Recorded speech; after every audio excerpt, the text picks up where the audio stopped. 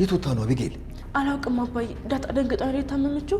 ቆይ ግሊኮስ እስኪደረግላት ድረስ ቆይ ይሄን ያክል ምን ተፈጥሮ ነው አባዬ? እሱ ሌላ ጊዜ እነግርሻለሁ። አሁን ዳጣ መገኘት አለባት። ስልክ ደውይላት። አባዬ ስልክ ስደውልላትም ስልኳ መኝታ ክፍል ነው ያለው። ምን ማለት ነው አቢጌል? እንዴት እንደዚህ ሊሆን ይችላል? እኔ እንጃ አባዬ። እሺ በቃ ውሃ ክፍል ልትሆን ትችላለች። ፈልጊያት፣ በደንብ ፈልጊያት አቢጌል፣ በደንብ ፈልጊያት።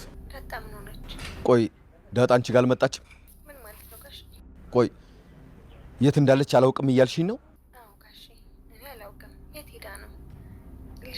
ልጄ ምን ሆና ነው? ሰላም፣ የማይሆን ነገር ለማድረግ እያሰብሽ ከሆነ ታውቂኛለሽ። ምን ማለት ነው ጋሽ?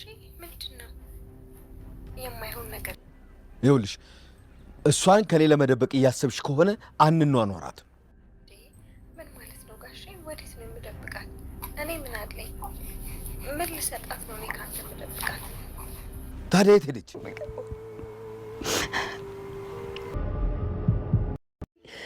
ውስጥ ተጠርጥሮ ነበር እኮ እናቴ ኪዳነ ምህረት። እስከ ዛሬ አንቺን እናቴ ለስምሽ እየማልኩ ኖሬያለሁ። አሁን እናቴ ለሞንኩ፣ አሁን እናቴ ሰላም ናት። ግን አንቺን ማልቀሽ ዛሬ በአዲስ ነገር ካች ብለናል ማለት ነው። እንግዲህ ዳጣ ድራማ ተከታታይ ድራማ ደስ የሚል ድራማ ነውና ዛሬ እንግዲህ በአዲስ ነገር ተገኝተናል። ቤተሰብ እውነት ለመናገር ሲጨንቃንም ሲከፋንም ስንድሰትም መሮጫችን መሸሸጊያችን ቤተክርስቲያን ናትና እውነት እኔ እንጃ በጣም ነው ደስ ያለች ዳጣዬ ማለት ነው። እዛም ሂዳ እናቴን ሳላቃት አንቺ ነበርሽ እናቴ ኪዳኗ፣ አሁን ግን እናቴን አውቄያለሁ አንቺንም ማረሳሽም ስትል እውነት ለመናገር እኔም ባይ ነው የመጣው ማለት ነው።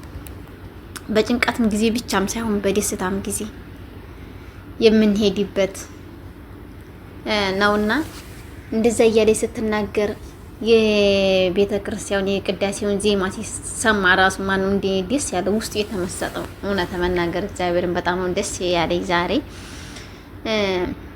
እንግዲህ ዳጣዬ በዛ አጋጣሚ ሰላምዬን አግኝታታለች ማለት ነው። ግን ሰላምዬ በጣም በከባድ ሁኔታ ላይ ትገኛለች። እኔ እውነት ለመናገር ካሁን ወደቀ። በስመ አብ ጌታ ሆይ እማምላክ እኔ እንዴት እንደደነገኩኝ እንዴ እየተሰቀጥኩ ነው የጨረስኩት። ህፃኑ ልጅ ተገለበጠ እያልኩ ከሶፋው ላይ ማለት ነው። ካሁን ወደቀ እንዴት ሆነ ረዊ እያልኩኝ ለግድ ጨረስኩት። መታ ዳጣይም አንስታ ታቀፈችው ማለት ነው። ልዩም ሳይወድቅ እንደዛ ያለ አጋጣሚ በጣም ከባድ ነው። በተለይ ህፃን ልጅ ያለበት ቦታ ላይ እንደዚህ መስራት እውነት ለመናገር ከባድ ነው፣ ከምንም ከማንም በላይ ማለት ነው። እንግዲህ ማለዳ ተነስታ አቢጌል ነው ፍለጋ የገባችው። ፍለጋ በምገባበት ሰዓትም አቢጌል የት ናት የለችም እኮ እያለች ስትፈልግ ጊዜን ስትነግረው የለም ማንም የወጣ የለም ነው ያላት። ጊዜ እንቅልፍ እንደወሰደው ነው የወጣችው እሷ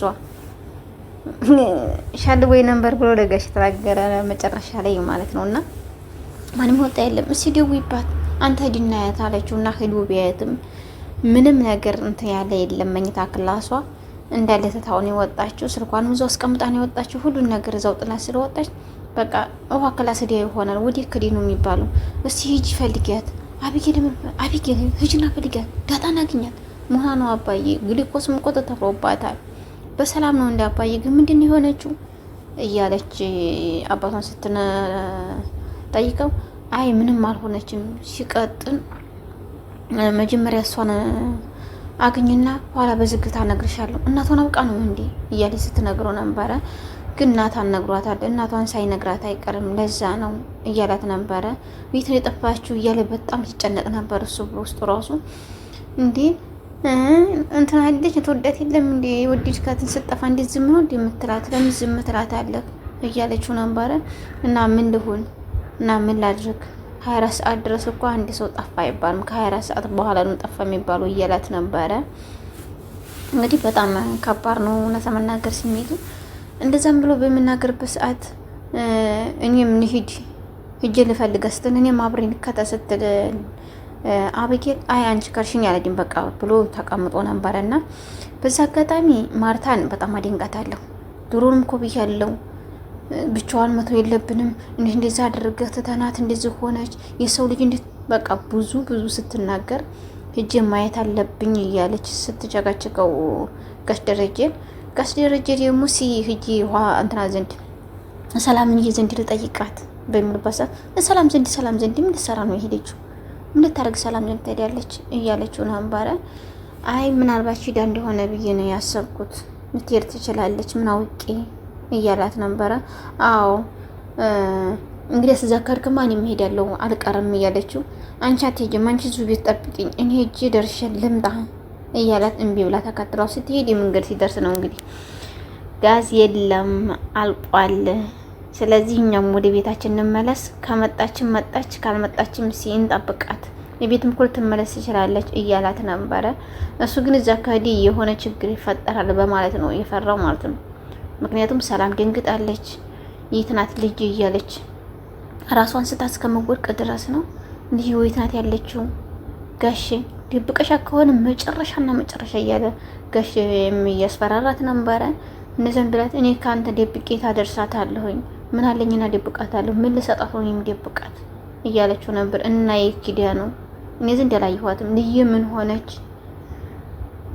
ምንድን የሆነችው ትናንትና ማታ ምንድን የሆነችው ብላ በምጠይቅበት ሰዓትም ትናንትና ማታ ነግሬያት ነበረ አንቺን እናቷ እንደሆንሽ ሳሳውቃት ነው ወየሁ ብላ ነው። እኔ እውነት መናገር በጣም ነው የደነገርኩት እኔ ራሱ ማለት ነው። እንኳን እሷ ቀርቶ እኔ ራሱ እንዴት እንደደነገርኩኝ ወየሁ ብላ በምትናገርበት ሰዓትም በጣም ነው ውስጤ ያዘነውና የተሰበረው ማለት ነው። እንደዛ ብላ ልዩን እንትን ብላ በምትጫነቅበት ሰዓትም እችልኝ ሸሽግሻ ከሆነ እኔ ውርድ ከራሴ እያለ በሚናገርበት ጋሽ ደረጀ ልጅን የት ነው ያረካት እያለ እሷም ልጅ ስትል ያንቺ ልጅ ብቻ እኮ አይደለችም የእኔም ልጅ ናት ነው ያላት ማለት ነው። እንግዲህ የእናትና የአባት አንጀት አንድ አይደለም። እውነት መናገር በዚህ አጋጣሚ ልንገራችሁ ብዬ ነው። እናት 9 ወር ተሸክማ 3 ዓመት አጥብታ በጀርባዋ ዝላ እሷ ሳያምራት ለልጇ ጉርሳ እሷ በቃ ይበላ ለልጇ የምትሰጥ እናት ናት። አባትም አያደርግም ብዬ አይደለም ያደርጋል። ከሱ በላይ ለልጆቹ ነው የሚኖረው። ግን የእናትና የአባት የልጅነት ጣዕም የሚለየው እናት ላይ ነው። ብዙ መከራ የምታይባት እናት ናት። ከጽንስ ጀምራ ብዙ ተሸክማ ብዙ የምትንገላታበት ብዙ የምትፈተንበት እና የምትሰቃይበት እናት ናትና እናትና አባት አንድ አይደለም ብዬ በዚህ ላይ እናገራለሁ። እና እንደዛም በምትልበት ሰዓትም በጣም ነው እኔ ራሱ እንትን ያልኩት ማለት ነው። ውሃ ራሱ የለችም እኮ የዚዲያ ነው ምናምን እያለች ለምጥን የነገረቻት ነበረ። ምጥን የት ነው ሄደችው? እሷ እኮ በጣም ይከፋታል እናትና አባት ስለሌላት እኮ ነው። ይህን አንቺ አባት እኮ ሀብታም ናቸው፣ ይህን አባት እኮ ሀብታም አይደለ እያለቻት በሀብትም እየተመካች ነበረ። እህቷ መሆኗን አላየችም። ጅላጅል እህትሽ ናት ለማንኛቸውም ተዋወቂያት። እና እንደዛ በምትልበት ሰዓትም አይባልም እኮ እሷ እኮ ቤተሰብ ስለሌላት እንደዚህ የምትሆን፣ ቤተሰብ ቢኖራት እኮ እንደዛ አትሆንም። እና አሟት ነበር እንዴ ወይኔ ተጨናንቃ ይሆናል እያለች በጣም ስታዝን ነበረ። ምጥኔም እንደዛ እየተባባሉ አዎ እኛ ምንጥፋ እያለች ራሱ ውሃ እየመከረቻት ነበር። የት ነው ምንጠፋው? እኛ እኮ ቤተሰቦች አሉን፣ ቤተሰቦች ስላሉን ፈጣሪና አመስግኝ። ምክንያቱም የምንማረው እየተማርን ያለ ነው እነሱ በመኖራቸው እንጂ እነሱ ባይኖር እኮ እኛም አንማርም ነበር፣ እኛም አንኖርም ነበር እያለቻት እየነገረቻት ነበር። እውነት ነው።